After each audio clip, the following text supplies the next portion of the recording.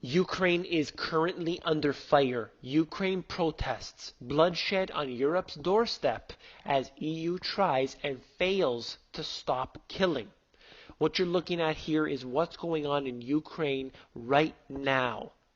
Right now, there are dozens killed, hundreds injured, and scores of police officers taken hostage by protesters as the EU is trying to work on these sanctions. There's one thing different that is in the Ukraine than is from the US, and that is this.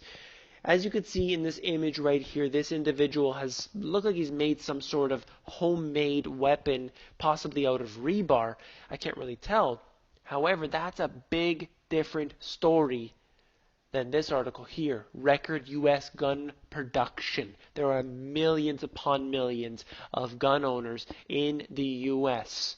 And if this were to happen, if a police state were officially to take in, if martial law is going to take effect, if you're going to have mass chaos and mass protests in big cities, you're not going to have individuals throwing Molotov cocktails and rocks. You're going to have a major army on the streets. This is the big difference. I'm not condoning this at all. I'm simply making a point.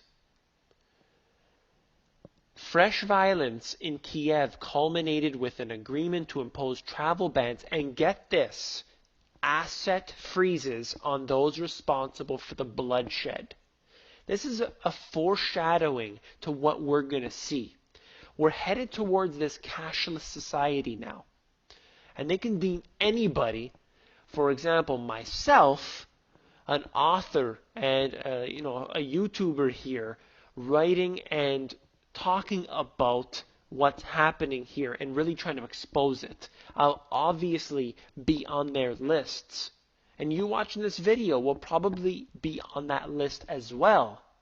And our assets will be seized, because we're going to be the enemy according to laws like the NDAA.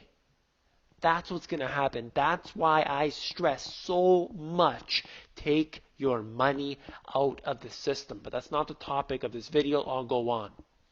Why in the world are they setting up sanctions, and that is somehow going to stop the bloodshed?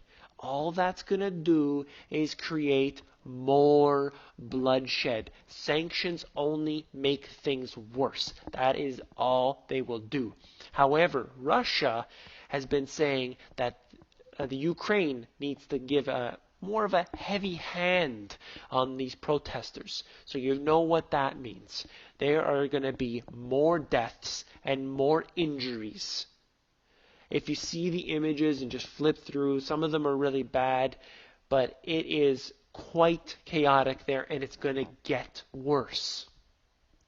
This right here happens to be Greece. I'm sure you guys were paying attention, and in Greece, it looks just like it did in Ukraine. What did they do? They stole the assets of the nation and sold it off for pennies on the dollar. That's what's going to happen all around the world.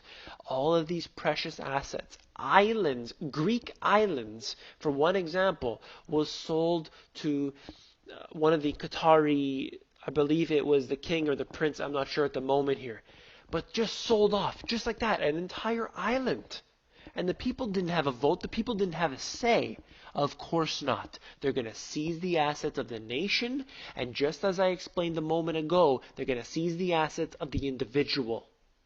That's what we're in store for, and that's what I'm worried about. I'm speaking up about it now in hopes that we can at least calm this down just a little bit, if not entirely calm it down. That's my hope.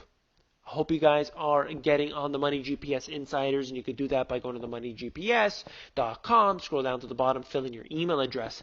I'm sending out emails on there where I'll be able to get into deep analysis that I cannot do so in these short but sweet YouTube videos. I want to thank all the new subscribers and all the commenters and all the emails I'm getting on the Money GPS Insiders as well.